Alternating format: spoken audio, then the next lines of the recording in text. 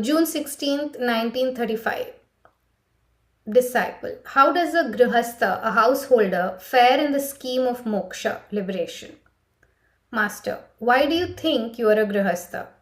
If you go out as a sannyasi, a similar thought that you are a sannyasi will haunt you. Whether you continue in the household or renounce it and go to the forest, your mind haunts you. The ego is the source of thoughts.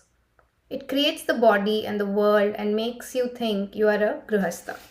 If you renounce the world, it will only substitute the thought sannyasi for grihastha and the environments of the forest for those of the household. But the mental obstacles always remain. They even increase in new surroundings.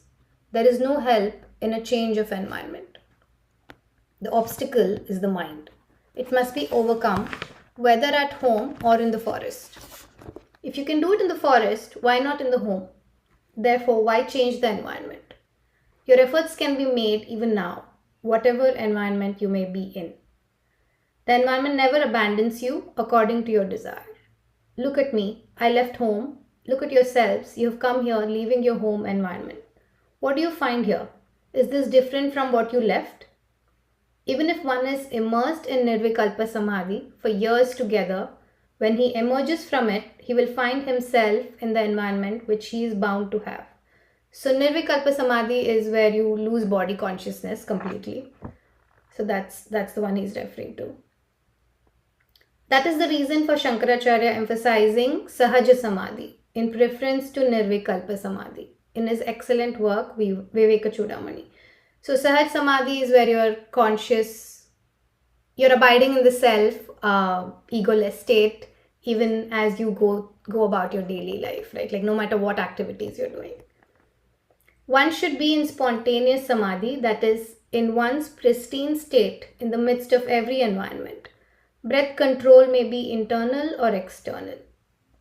Bahi pranayama, external control, is for one not endowed with strength to control the mind.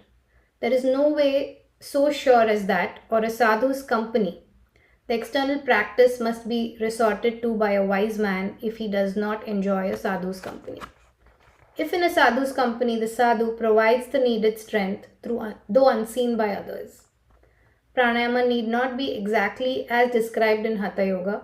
If engaged in japa, dhyana, bhakti, etc., just a little control of breath will suffice to control the mind. The mind is the rider and the breath the horse. Pranayama is a check on the horse. By that check, the rider is checked. Pranayama may be done just a little. To watch the breath is one way of doing it. The mind, abstracted from other activities, is engaged in watching the breath. That controls the breath, and in turn, the mind is controlled. If unable to do so, Rechaka and Puraka need not be practiced. Breath may be retained a short while in japa, dhyana, etc. Then too good results will follow. Okay, that was the interaction. So I found it interesting that he says, he rightly points out that it's the mind, it's not about where you are or what role you say, okay, I've renounced everything, now that's a new title, a new label, and whatever obstacles are there is still there.